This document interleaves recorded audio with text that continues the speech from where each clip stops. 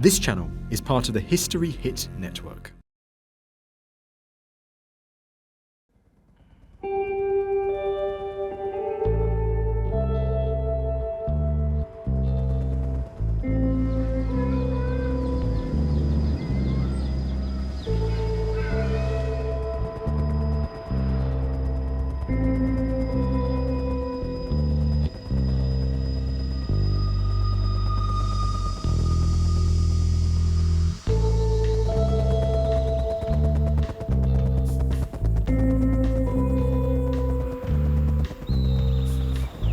The view from the helicopters was amazing, over the green fields and the buffaloes. And sometimes flying over the sites, you could see the tracer rounds coming up from the ground as they would shoot at the helicopters. We were a culture shock for the Vietnamese because of our stockings with seams in them. They thought we had permanent lines up the back of our legs. When I wrote back to my parents, I didn't tell them much about the war at all. I certainly never talked about the casualties. I felt they just didn't need to know those things. Often you would just get the 5-minute siren and you know you would have to run.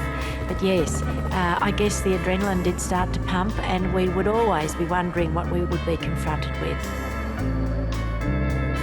He was shot through the neck and his whole life was just totally blown away with one bullet wound. Quite truthful, I don't think any of us had any idea what it was about. You know, we were members of the army and you just said, you'll go here and you'll go there, and ours was not to question why. It's something that even now when you hear a helicopter, it can take you right back to the experiences because it does for me represent the sound of Vietnam.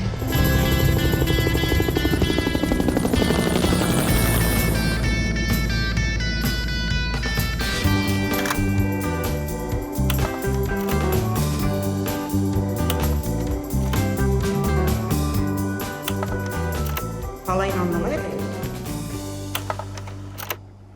That's Maggie and me. Yeah. Oh, is that okay? There we are. That's a I'm very looking at something fairly extraordinary. You've got a bit of a shocked look on your face, Derek. Fancy that. When we landed in Vietnam, we landed in Saigon, and it was hot, it was humid, and there were thousands and thousands of planes on the tarmac. I'd never seen so many planes, and they were all in camouflage colours. And it was so busy and it was so active. And that's when I felt really overwhelmed. That really brought home where we were. So then we had to travel to the 1st Australian Logistic Group, which was the Australian base at Vung Tau. And it was stark. It was sandy, it was dry, it was barren, there were no trees, and there were just all these wooden buildings and lots of canvas. The hospital was very different from a clinical environment back in Australia. I think we probably just kept absorbing our new environment of where we were.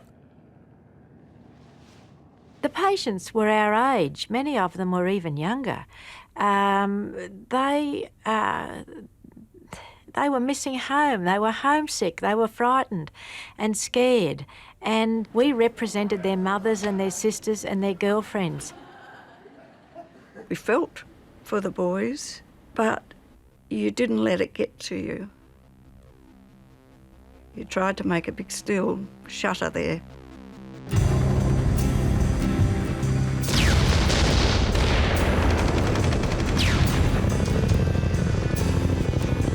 We were nursing predominantly Australian and New Zealand soldiers who were fighting in Phuoc Tuy province, the Australian area of patrol. American Forces Vietnam Network.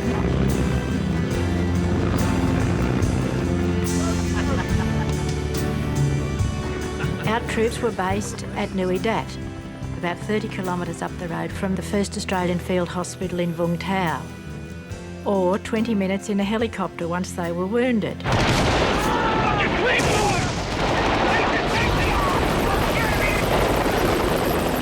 When they were wounded out in the field and there was to be a dust-off, a long siren would go and everyone knew then that we were going to get casualties. And it didn't just affect the hospital, it affected the whole area. And that was quite impacting on not just the hospital staff, but everyone. The boys would race out along the dirt to carry them in, and they would arrive in triage. The padre would be there for them. The doctors, the nurses and the medics would be there as a team. We would assess and prioritise their injuries. Chest and abdominal injuries were always taken into theatre first. These boys were young and fit and at the peak of condition, and they would be wounded in the field, and 20 minutes later they could be on the table in the triage area being resuscitated. Even today, in any major hospital in Australia, to get someone from a motor vehicle accident onto a theatre table in 20 minutes would be unheard of. So it was revolutionary type nursing that we were seeing. History Hit is a streaming platform that is just for history fans, with fantastic documentaries covering fascinating figures and moments in history from all over the world. From the Battle of Trafalgar and the Revolutionary era, right through to the Second World War. If you are looking for your next military history fix, then this is the service for you. We're committed to bringing history fans award-winning documentaries and podcasts that you cannot find anywhere else. Sign up now for a free trial, and War Stories fans get 50% off their first 3 months. Just be sure to use the code WARSTORIES at checkout. 6 Australians have been killed and another 15 wounded in a weekend operation against the Viet Cong in Phu Quoc province. Army headquarters said the list of casualties is the biggest for Australian forces since the Battle of Long Tan last August. One of the wounded named last night, Alexander Jock Sutherland, is in a critical condition. One of my memorable patients was Jock Sutherland. He'd lost an eye, he'd lost a leg, he had multiple shrapnel wounds, and it was also very dicey whether we'd be able to save his arm or not. And he was unforgettable because he was the sickest person that we treated. I recall saying to him, "Now, Jock, you must close your eyes and go to sleep because you're exhausted." And he said, "No, there's no way I can go to sleep because if I go to sleep, I'll never wake up."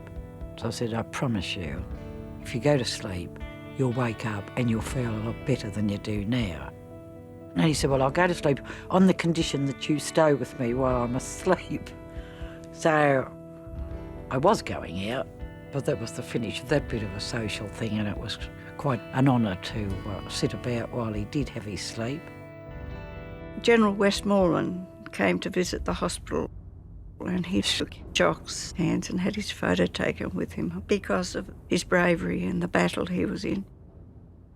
He must have got a lot of press in Australia because cartons of mail turned up, letters from admirers, and we had turns in reading them out, having great amount of joy and laughter.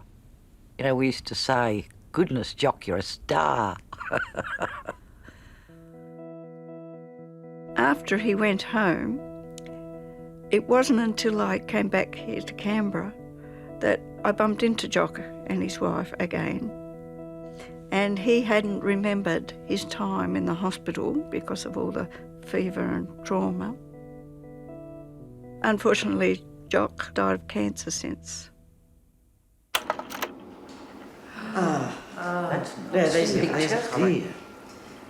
That looks as if it could have been an actual exit wound. The shot through the back and an exit wound in the abdomen. We were all very well trained general nurses, but upon arrival one found oneself in an acute situation, quite a very different circumstance to anything that I could have got my head round in Australia. There was really no preparation for what we were doing. We were in the army, we learned the life cycle of a mosquito and how to build a latrine and a bit of marching and how to behave in the mess. Really, there was no preparation, I don't recall, for what we were going to see over there. You could have head wounds, chest wounds, open and closed. You could have open abdominal wounds, amputations of all types of limbs, and a lot of shrapnel wounds, which as the blast explodes, the shrapnel sprays all over your body, so you've got chunks of metal all over you, really. With a gunshot wound, they have one entry point and then they implode inside. So they exit and leave, and while they're in the body, they absolutely smash wherever they were, particularly if it was an abdomen. And then they have this huge exit wound. So the body would have been very, very badly damaged. I took photos while I was in Vietnam because I thought that they would be of interest and would be needed for the teaching of the other nurses and medical staff coming up to Vietnam. Nothing can prepare you for what you walk into in a war zone, but I just thought it might help them because we didn't see those slides beforehand. The biggest fears that these young people had, the amputees or the ones that may have had any form of genital injuries, they're young, fit males. What are they? They're thinking, what's my girlfriend going to think? What's my wife going to think? I don't want to go home because what is there for me for life? It seems hard to express this, but you would just give them love, but in a very, very sort of nurturing way, so that you knew that they knew that if you could sort of give them a hug and a love, that perhaps going home was not going to be so bad. It was very difficult because we were young and we knew what they had ahead of them. The boys used to like us to look feminine. I mean, we never went to work without at least lipstick on. You couldn't wear too much makeup because it was too hot, but we always wore perfume because you get a soldier in who'd been wounded and he's lying there and he's feeling like death warmed up, and you'd lean over him and he'd go, "Oh, sister, you smell so nice." And so, after that happened a couple of times, we never ever went to work without perfume, and I always kept a bottle of it in theatre, and every time we heard a chopper coming with the perfume, just because it made the boys feel good. We were nurses, but we were officers. And in the army, there isn't supposed to be fraternisation between the officers and the other ranks. But it's very difficult, particularly as we worked with them all the time. We were friends with everybody. On the one hand, if we were needed to be officers, then that's what we were. But certainly from my point of view, if I needed to be a nurse or a friend, then I was equally able to do that, and blow being an officer.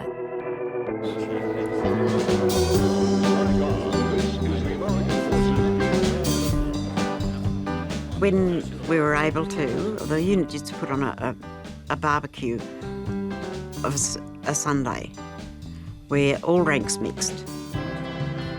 Go for a swim if you wanted to, or just sit around and have a few beers, a bit of a chat. Everybody had a great time. Our unit was like one big family. Something affected one, it affected everybody.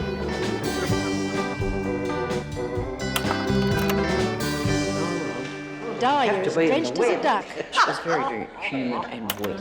Yeah, these must be Collins. That's Amy. We were washing our hair. It was pouring rain, and we were standing under the edge of the roof washing our hair. The monsoon season teemed rain like you've never seen every day. It just fell from the heavens and you were drenched.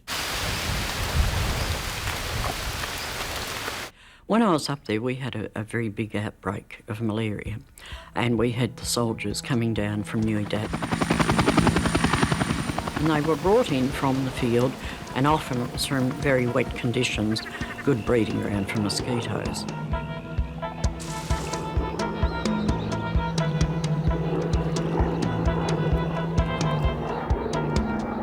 We had them coming in Very, very sick boys. They really were. And I mean, you just wouldn't have one, you'd have half a dozen coming off the helicopter and very ill. And we had the medical ward full, and they were over at the American Field Hospital because we couldn't accommodate them all. One day I came on and they were in my triage area of theatre because we'd run out of beds for them. So they were everywhere in the hospital that had a spare bed. At first they thought the troops weren't taking their tablets, but it wasn't that at all. It was a different strain of malaria. And so they changed the drugs and they actually put them on a drug called dapsone. They were very, very ill boys. It was like having your own little war within the hospital. Oh, goodness me, that is that's Terry so when she was Miss RSL's Princess I year didn't- 1967. I didn't become queen, but I cracked it for the princess. Coming from Goulburn, Goulburn have a festival every year called Lilac Time Festival.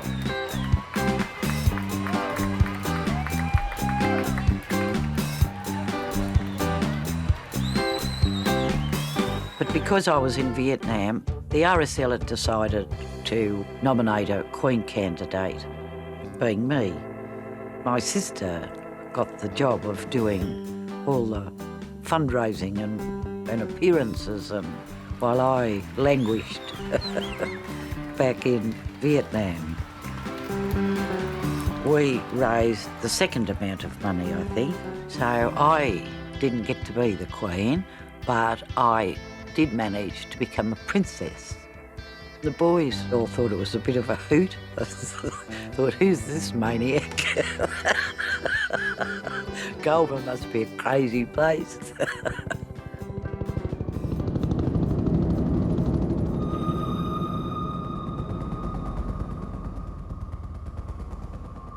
We nursed the prisoners of war in the intensive care unit. And of course, they would be interrogated. And they would be in the intensive care unit because they were badly wounded. And it was my job to nurse them. It was very difficult when they were being interrogated by the South Vietnamese because they would become distressed, and we would have to stop the we wouldn't have to stop. I chose to stop the interrogation because while ever they were a patient in the unit, then their comfort was my primary concern. But my understanding was that when these people became well enough to be moved, they would be taken from the intensive care unit and their drips and their plasters would be taken off. And they would be interrogated and then they would possibly be shot. And that was very difficult for me. There's our Poor old lady. little Vietnamese lady that Oh. she was a POW. Was she? But I used to give smokes to and put lipstick on it, Yeah. much to everybody's horror. And she's missing her right leg, or the lower part of her right leg. We didn't have a lot of prisoners of war, but we had a few. And we had this lovely little lady who I used to put a bit of lippy on and give us cigarettes to, and on the boys were furious with me, the soldiers. And I used to say, well, if it was me, I'd be terribly grateful for someone putting a bit of lippy on me. You can think of the enemy, but when you actually see and touch them, you think, oh, I'd hate to think of you being shot.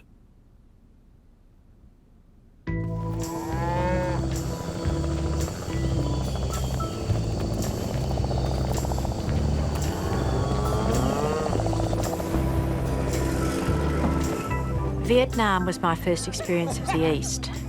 Certainly the smells of the East will remain with me forever.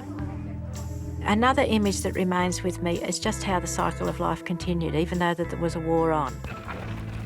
People seemed to be going around their daily activities.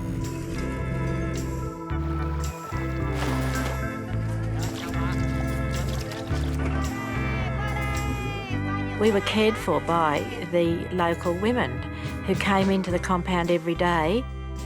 And even though they were at war and they were poor, they had tried to maintain a semblance of normality in their lives by just coming to work like we would be in Australia, ready for the day's activity.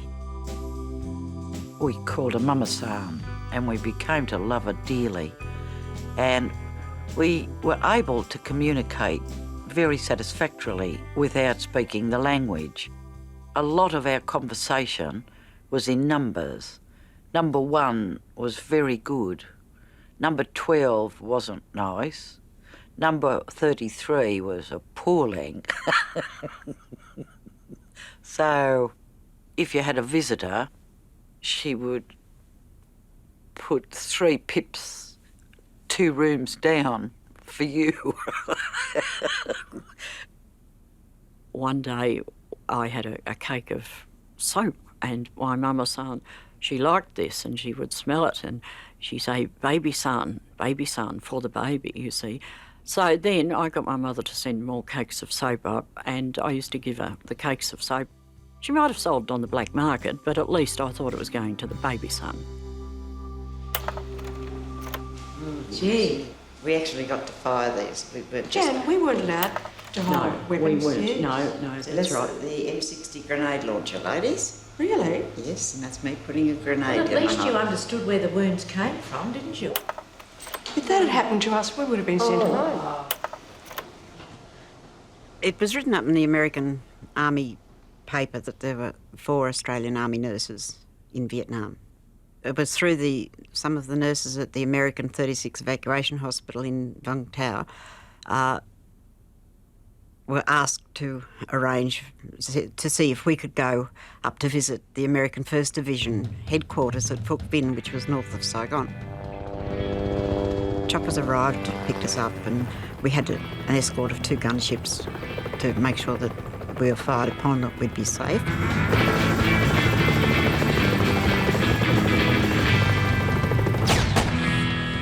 They took us out to the firing range, and they showed us how to use a variety of weapons, from revolvers to grenade launchers, throwing live grenades, which was, like you got it out of your hand before it went off. And we'd lie on our belly with a machine gun, and you just looked, it was really great. We all had a ball. When we went to visit the army base up north, they were showing us the booby traps, etc. The Viet Cong were very ingenious in their making of their booby traps, from punji sticks to the different types of grenades that they would make out of cans and catch the soldiers unaware. We were just walking along a path, and there was a sergeant with us, and he'd say, "Stop." "You stop for?" And just don't move your feet, just look down, and there'd be a very thin, like a piece of fishing line type of thing across the track. And he said, "Now step back." And then he, with a stick, would move it. And a bamboo punji board, it's like a board with bamboo spikes, usually dipped in buffalo dung and stuff like that. It would just go across the track, so that any unwary soldier sort of tripped that, and this thing had come across and hit them. It was a real insight into what our soldiers would come up against when they're out on patrol.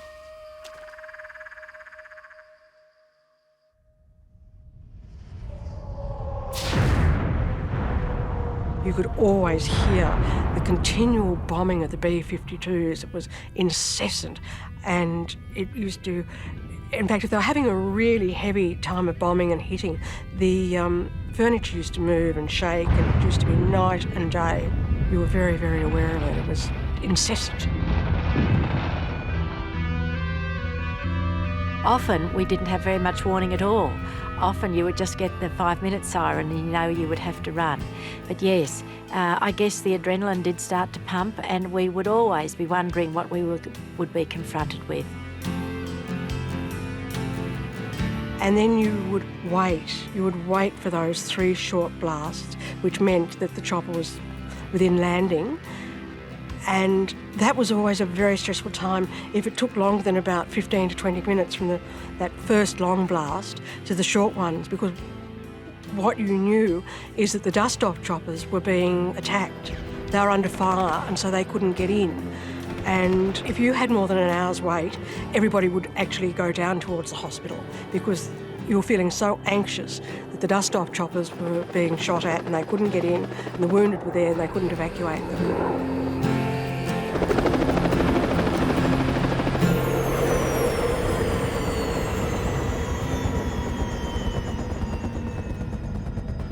One evening we had some casualties.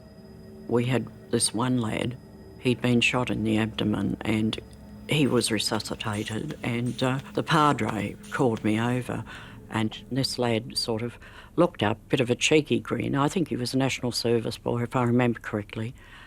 And he said, looking at me, you know, with private to a lieutenant, he said, "Good day, love, how are you?" And I said, "I'm all right, but more to the point, how are you?" And he said, "Oh, I'm better now." You know, we had a chat and everything. Anyway, sadly, he had a massive bleed, which we couldn't stop, and we lost him on the theatre table. And that was really quite traumatic. That was one thing I really affected me. One stage there, when I started to talk about Vietnam, I'd start to cry. And I couldn't work this outdoor because I'd spoken about Vietnam, I'd talked about Vietnam, I'd met my friends from Vietnam and everything like this. And I sort of traced that back to that instant when we lost that boy. I still remember that very vividly, and very sadly that we lost him.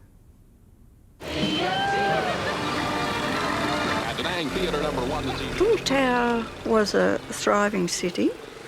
It was a rest and recreation centre for Australians, Americans and the VC. The Red Cross is here in Vietnam. It had the beach. We had the Vietnamese beach, the American beach. The Aussies had the back beach.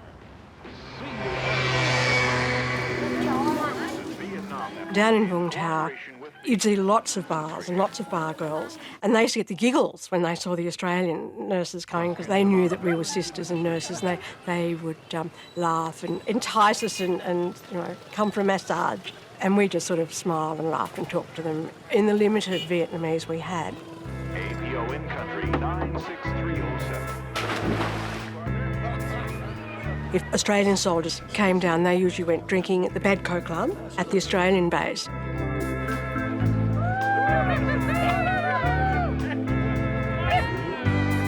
I think seeing the young fit ones as they were down on R&C having a break, or perhaps before they went back for another patrol, that used to make me feel quite sad, because you're young, you're fit, you're having a great time. Tomorrow, where will you be? Today, Viet Cong and North Vietnamese troops have launched heavy attacks on provincial capitals across South Vietnam on the sacred Vietnamese lunar festival, the Tet. Street fighting is raging in several cities. Details are sketchy, but reports coming through say that the Reds are swarming into city by city. Australians and New Zealanders have been involved in some of the heaviest fighting outside Saigon. Australian casualties rose by 17 over the weekend. The 1968 Tet Offensive was a period of my life I will never forget. We were inundated with casualties. It went on for weeks. As quick as we could get them into the theatre, which had 2 tables going at once, the triage area was filling up with more. We had bunks double-decked in the wards of those that we had to keep in the hospital. We were so tired.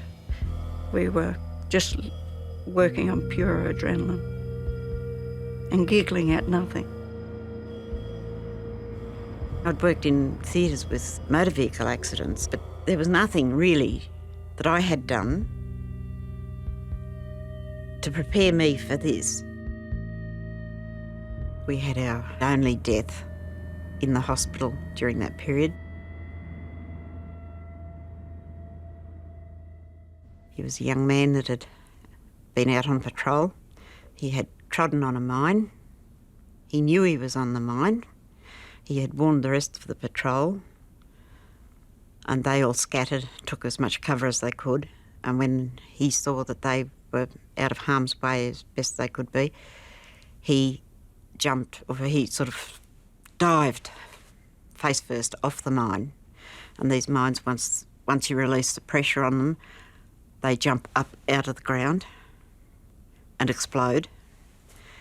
And he took the full force of that explosion in his buttocks. And he was still alive when we got him. But from his waist to the back of his knees was just raw flesh, and you could see all his bowel and everything through it. And the medics on the chopper had been pouring fluids into him. We did the same thing, but as fast as we poured it in, it just poured out, and we couldn't save him. And he was the only boy that we lost. And I'll never forget that. I mean, there were some very horrific injuries, but that one has stuck in my mind. Oh, Terry, lovely. Isn't he gorgeous? Oh, cheeky little devil. She was probably going to school or something. I still feel a great amount of joy thinking about Mott. The dear little boy. He was, I suppose, 8, and he was carrying ammunition for his mother and father, who the Australians shot. And they brought him into our hospital, and he had malnutrition and ill and, awful.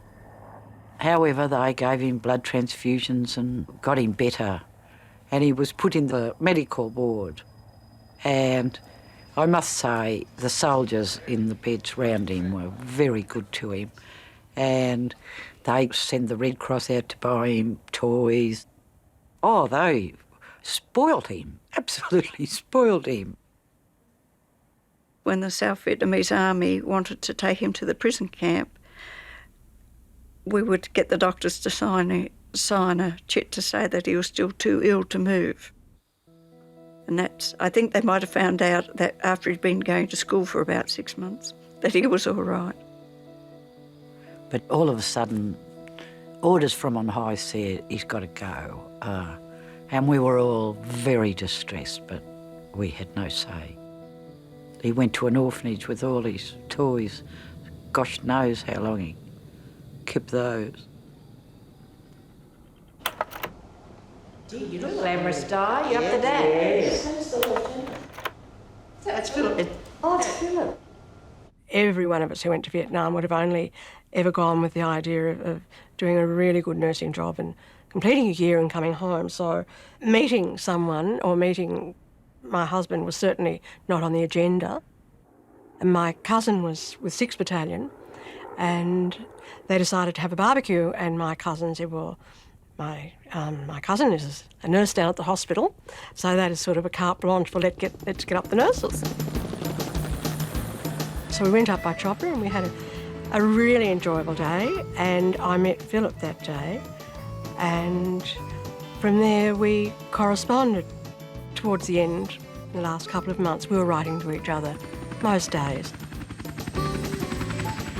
We had a dear friend who was a chopper pilot, and Peter used to bring Philip's mail back, and sometimes he would actually land on the Vampire pad, and that was a little embarrassing because he would only land to deliver my mail, and it was quite obvious as to why he'd landed. He hadn't landed with a dust stop, he'd landed with mail. We all had boyfriends up to Dad, and we'd be waiting for when they'd come down, and we'd have a few hours, and we'd go into town for dinner. And there was a wonderful restaurant downtown Vung Tau called Mrs. Cernau's, and it was a French restaurant. And all we ever ate was lobster thermidor, French fries, fried tomatoes and crepe Suzettes. And the blokes paid every time. And the only wine we had was Mateus Rosé. Remember, this is 1970, and I was so unsophisticated. And to me, Mateus Rosé was such an elegant wine, and to be able to sit up and eat this exotic food was exciting. And, you know, that made everything seem really normal, to be able to do that.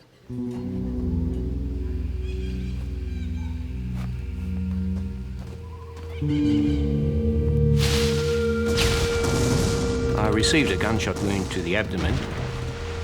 At the time, I didn't realise how serious it was. I could feel the pain, but I wasn't sure what had happened to me at the time.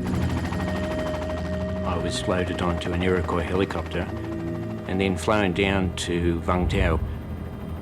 I was in and out of consciousness, so there were just snapshots of memories.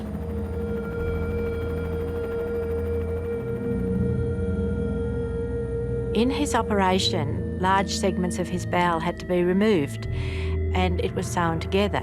And unfortunately for him, because of infection, it didn't heal and it required many trips back to the theatre. And my personal opinion is that this soldier should have died. I always got the impression that it was something that we could beat, and I suppose most of that impression was gained from Anne. He was such a fighter, and there was a time when I thought he wasn't going to make it, and I could only think to say to him, "Come on, Morgan, I've invested too much time in you for you to die now. I want you to fight some more." Anne had that presence, and I suppose you could almost call her a typical Australian larrikin, and she'd start telling me stories about what was going on, and she would tell me about which nurse was going out with which member of my battalion. But they were clearly done to take my mind off what I was going through at the time, and I certainly appreciated that. But above all, I wanted him to live, and he did live, and he has gone on to have a very distinguished career in the army, and we see each other from time to time, and I remember him as the biggest success story of my time in Vietnam. I got an awful whisker rash that day. The other girls were all on duty and I was off, so I was swanning around in a silk dress and they were in uniform. In amongst my slides there is one of me stretched across the knees with about 4 soldiers. We scrounged around and found as many decorations as we could and made every attempt to recreate Christmas in Vietnam just as it would be at home. We were interviewed by some TV crew. We were allowed 30 seconds to send a message home and we were told that we weren't to cry. Hello, Mum and Dad, Mary and Alan and the Dailies and Tom and Molly and all my other friends in Australia. Merry Christmas to you all and thank you very much for all the lovely cards and parcels. We did the traditional army thing at Christmas. Officers served the other ranks their Christmas dinner and Father Christmas came and handed out little gifts to everybody, a bottle top or sort of stupid things, but wrapped up and looked like Christmas, and we made it as normal as Christmas as possible. Fortunately, it was a day when we had no casualties come in.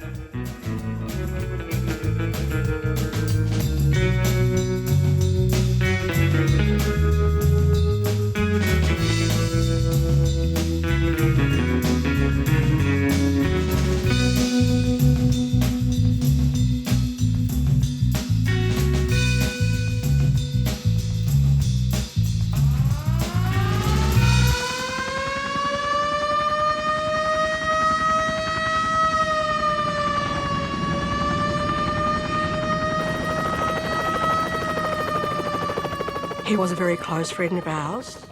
He had been a classmate of my cousins, and we were all one very big group when we were all training together. And he was shot, and he was killed instantly.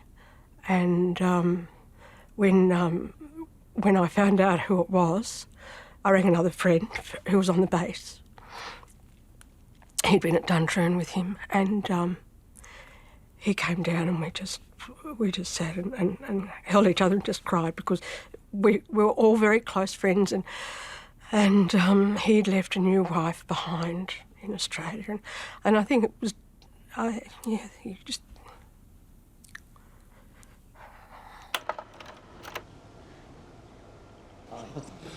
We had a fun day that day. We used to run MEDCAP, which is a medical civil aid program, visit to a village called Nam Bin. Once a week, a doctor, one of us girls, and 2 or 3 medics, we would go out. We would treat minor illnesses. But I was given this baby to hold, and I had my photo taken. Well, that subsequently appeared in numerous newspapers and has now been incorporated into the Nurses' Memorial. I felt so proud that I was chosen, or that particular shot was chosen, to represent all the Australian Army nurses, or all service nurses.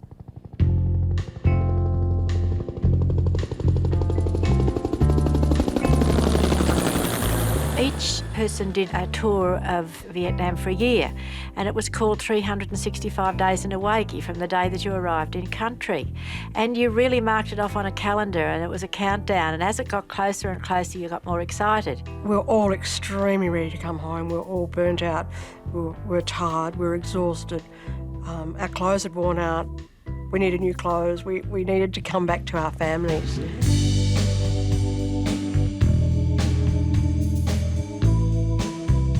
I came out of the door to seas of faces as you do coming off an aircraft, and it didn't take me very long to spot my family because they were making a moderate amount of noise. And my mother and father and sister and aunts and I think probably cousins, they were all there, and it was a very special moment in my life. I flew from Sydney to Casino, and Mum and Dad met me at the airport, and they were so pleased that I was home. And Dad stopped off at a hotel in Casino, and he said, "Do you want to come in, Bub?"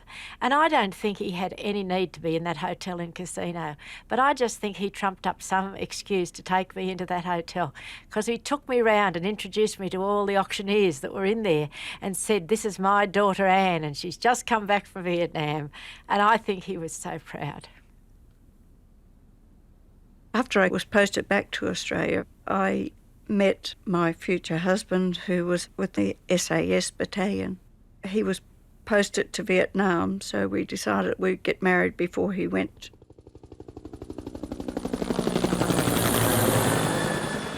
He was wounded a couple of times, and knowing what the wounds could be, it could be little or it could be anything. So being the wife at home was worse than being in Vietnam. It wasn't really till I came home and I realised that I missed Philip terribly, and his mail was also reflecting the same thing, so that was great. My parents commented that they thought that Philip would be the person that would marry me because he was the one person I never talked about very much. I was very quiet about him, so that made them think that he was very different from all the others.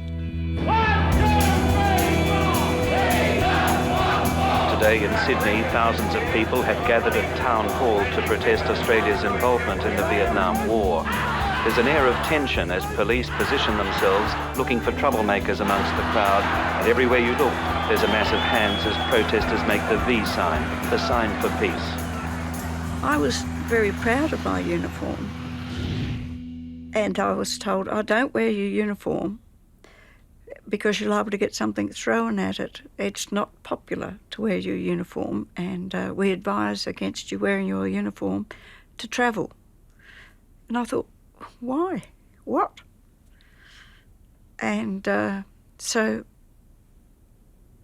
you had to tuck it away and just forget that you ever went there, but it's very hard to, and you can't do it. It was very difficult coming out of a war zone into reality. I found for about 12 months when I was in amongst friends that they'd be talking about things, and I found it difficult to join in that. I thought, well, why are they making mountains out of molehills? There's much worse things happening, you know, and it took me about 12 months really to settle down and to realise that I was actually doing this. I hadn't talked about my nursing in Vietnam with anyone while I'd been home. I just had tried to put it all behind me. We talked more about our hard work, our long days, or the different things. You didn't highlight on people's injuries because everybody had their own pain in their own way that they were trying to manage, and you didn't want to inflict that on anybody else. When Jack returned from Vietnam, he had to come home on the train from Sydney. Within 8 hours of coming out of the jungle, more or less, he was home in civilisation with a new baby, and it must have been extremely difficult for him because he would always sleep with his knife under his pillow. To wake him up, I would poke him with the broom because I wasn't going to get too close to him. My experience in Vietnam didn't so much affect my work, but it affected my family life. As me as a person, I was bordering on alcoholism. I was aggressive. And I was asked this question by a group of wives, Vietnam veterans' wives, how did it affect me, or how did this post-traumatic stress disorder affect me? And my only way to describe it to them was the same way that it affected your husbands. Oh, you mean you got aggressive and abusive and drank? And I said, yes. Before I went to Vietnam, I was very politically naive. But of course, as soon as I got there, I realised how wrong this war was. And I understood the full horror for both sides. And so that when I did get home, and I was aware that the moratorium marches were on, and I fully supported that. But somehow the veterans were blamed for being part of that war in Vietnam. And many of us carried that resentment around for a lot of years until we had our Welcome Home parade in 1987. I believe that the healing started on that day for a lot of people, and those resentments were able to be dealt with and put behind us. Today, the Australian nation pays tribute to the high courage and loyalty of those men and women in this much delayed welcome home from Vietnam. We also honour the 538 Australian and New Zealand soldiers who died. And now we can see the nurses, members of the Royal Australian Army Nursing Corps. There were 2,398 servicemen wounded, and they were well looked after. It was a very moving celebration, and we were welcomed home with great enthusiasm. And the streets were lined with old soldiers and the tears running down their face. And that was very important for us.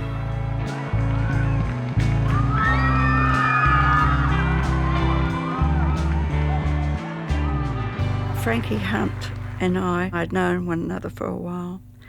And at the Welcome Home parade, he was in his wheelchair because his legs weren't working very well that day. And he said, "Give us a push up, sis." So I pushed him onto the stage and I just stood with him. And of course they played Only 19. And that was the first time I had ever cried about Vietnam. And I had to do it in front of all those people.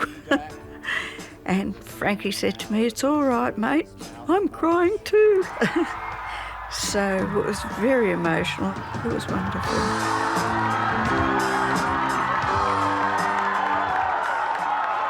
Vietnam taught me that life was very fragile and very fleeting. You should live your life to the full.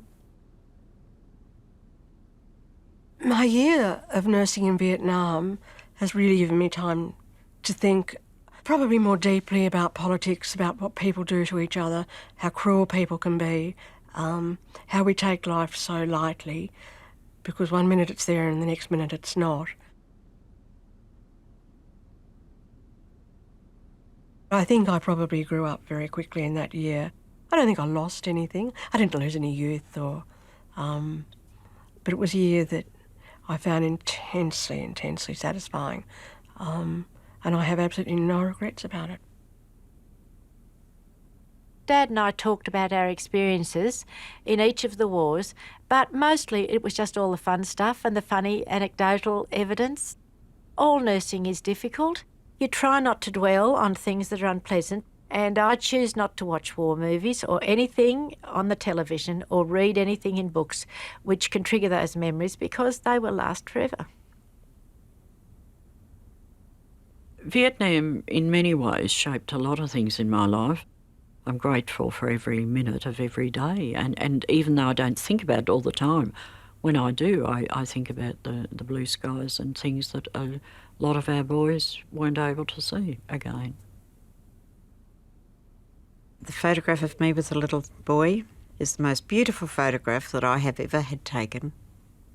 Every time I look at it, and I look at it every day, because my son, when he was in East Timor, he had a photograph taken holding a little East Timorese girl, and he got the two photographs and made a print and gave it to me. And I know how he felt about that little girl, but I often wonder what happened to the little child that I held. I look back with fond memories of that day and the contact we had with those people because they were so gentle. Well, we've all got our own personality, and the best bits of it has to shine. And you sincerely hope that you were courageous and your sense of humour came to the fore when it was necessary. And I'd like to think I had all those, but I was very likely lacking in the odd one.